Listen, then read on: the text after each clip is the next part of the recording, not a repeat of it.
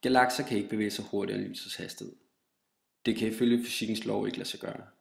Men alligevel kan de vige fra os med en hastighed, som går langt over lysets hastighed. Og hvad kan det skyldes? Jeg vil til at starte med til udgangspunkt i teorien om universets opståen Big Bang, som leder til, at hele universet opstår og begynder at udvide sig. Det betyder altså ikke, at der er opstået en eksplosion, hvorfra al masse strømmer væk fra, og på den måde får alt til at udvide sig. Det vil dog sige, at rummet udvider sig overalt. Der menes dog ikke her, at al masse vi kender udvider sig. At universet udvider sig vil sige, at rummet, hvor i universet befinder sig, og som omringer den masse vi ser, som galakser, skyer, gasser, kometer og andre stoffer, at det rum det udvider sig. Grunden til, at vi kan se, at det udvider sig, skyldes, at vi på jorden kan opfange bølger fra rundt i universet, både synlige og ikke synlige.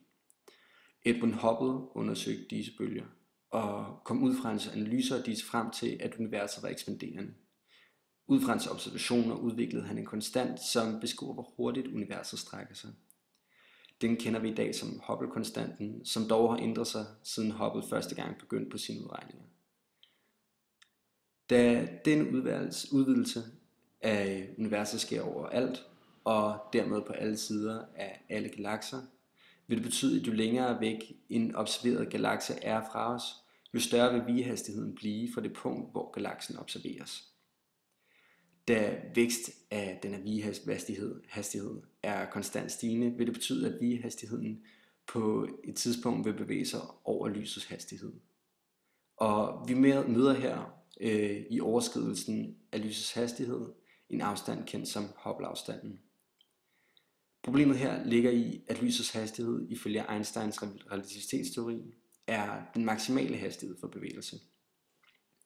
Så når vigehastigheden kommer over lysets hastighed, virker det til, at der sker en overtrædelse af denne lov.